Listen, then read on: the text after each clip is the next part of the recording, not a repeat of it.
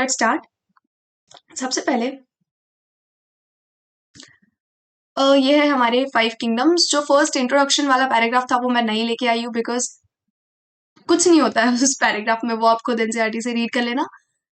ये टेबल से स्टार्ट करते हैं। तो ये है हमारे 5 kingdoms, Monera, protista, fungi, Plantae and Animalia.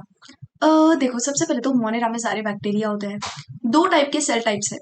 पहला है प्रोकैरियोटिक और eukaryotic.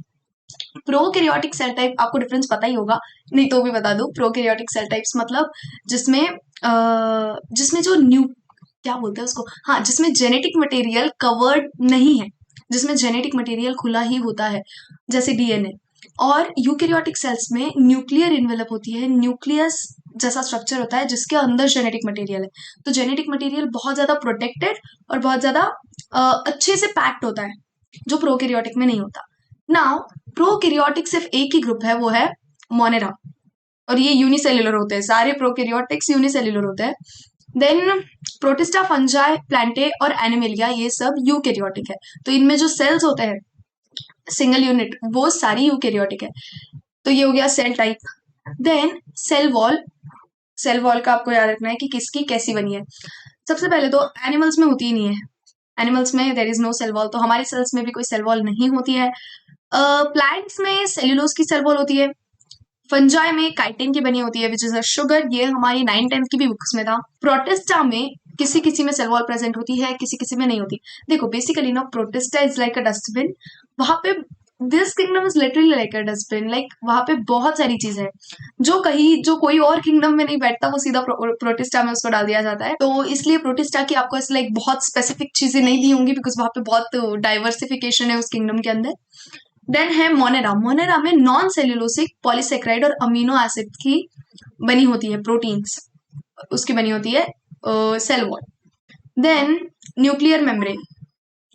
Nuclear membrane obviously prokaryote में मैंने बोला कि एब्सेंट है, इसलिए तो वो प्रोकैरियोट है, और बाकी सब में प्रेजेंट होंगे बिकॉज यहाँ पे सेल टाइप हमारा यूकैरियोटिक है। देन है बॉडी ऑर्गेनाइजेशन, ये बहुत ज्यादा इंपॉर्टेंट है। मोनेरा और प्रोटिस्टा में बॉडी ऑर्गेनाइजेशन सेल्यूलर है, क्योंकि सारे प्रोकैरियोटिक्स यूनिसेल्युलर है, तो बॉडी ऑर्गेनाइजेशन मतलब एक सिंगल यूनिट का जो बॉडी होगा वो सिर्फ एक सेल है। देन प्रोटिस्टा में भी सेल्यूलर है बिकॉज प्रोटिस्टा किंगडम का ये याद रखना आप कि यूनिसेल्युलर यूकैरियोट्स को प्रोटिस्टा में डाला है, और बाकी सारे जो यूकैरियोट्स है फिर वो फंजाई, प्लांटे और एनिमलिया में आते हैं। नाउ मोड ऑफ न्यूट्रिशन, ये तो बहुत ज्यादा इंपॉर्टेंट है, यहाँ से क्वेश्चंस आते हैं। देखो, मोड ऑफ न्यूट्रिशन मतलब हम फूड कैसे लेते हैं, वो मतलब सारे ऑर्गेनिजम्स वो फूड कैसे लेते हैं, वो सरवाइव कैसे कर रहे हैं, उन्हें एनर्जी कहाँ से मिल रही है। प्लांट्स अपना फूड फोटोसिंथेसिस से बनाते हैं, ये हमें पता है, राइट। फिर मतलब वो खुद का खाना खुद बना लेते हैं। वी आर हेटरोट्रोफ्स, हम दूसरी चीजों पर डिपेंड करते हैं एनर्जी के लिए। नाउ ऑटोट्रोफ्स में भी 2 टाइप होते हैं। एक तो है फोटोसिंथेटिक ऑटोट्रोफ्स, मतलब प्लांट्स जो लाइट की एनर्जी को ट्रैप करके अपना फूड बनाएंगे। फिर है कीमोसिंथेटिक ऑटोट्रोफ्स, जो लाइट, इनके पास ना देखो, जो फोटोसिंथेटिक वाले ऑटोट्रोफ्स है उनके पास पिगमेंट्स है। पिगमेंट्स लाइट को ट्रैप करने में हेल्प करते हैं, तो लाइट को ट्रैप करके उनका एनर्जी से फूड बन जाता है। लेकिन कीमोसिंथेटिक ऑटोट्रोफ में लाइट को ट्रैप करने वाले पिगमेंट्स नहीं है। तो ये क्या करते हैं, केमिकल कंपाउंड्स थे, तो ये केमिकल कंपाउंड्स का ऑक्सीडेशन करके जो एनर्जी रिलीज होती है, उस एनर्जी से खुद का फूड बनाते हैं। तो 2 टाइप के ऑटोट्रोफ्स हो गए, एक तो फोटोसिंथेटिक, दूसरा है कीमोसिंथेटिक।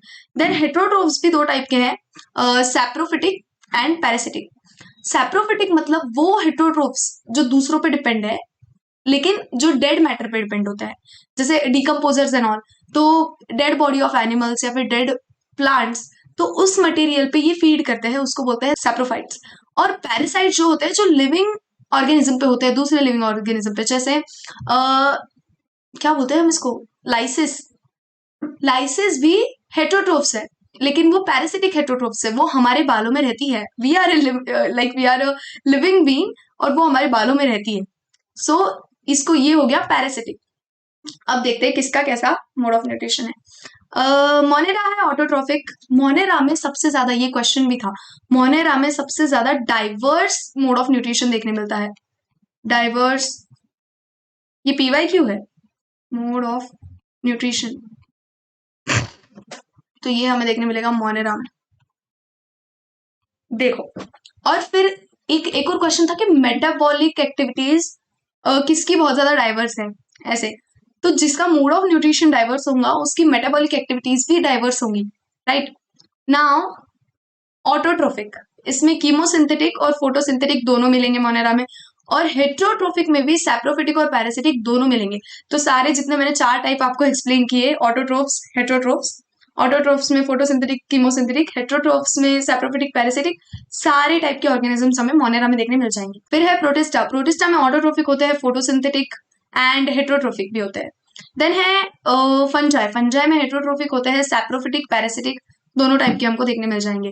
देन प्लांटे, ये तो पूरा ऑटोट्रोफिक है, एंड एनिमेलिया ये है heterotrophic.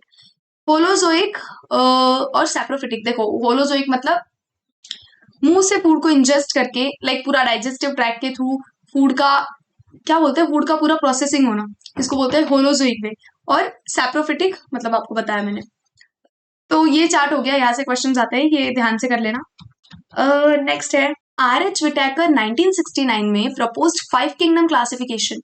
The kingdoms defined by him were named Monera, Protista, Fungi, Plantae, and Animalia.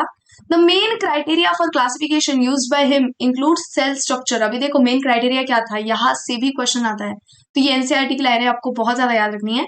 Main criteria क्या उसने लिया, सेल स्ट्रक्चर, सेल का स्ट्रक्चर कैसा है, मतलब प्रोकैरियोटिक या यूकैरियोटिक।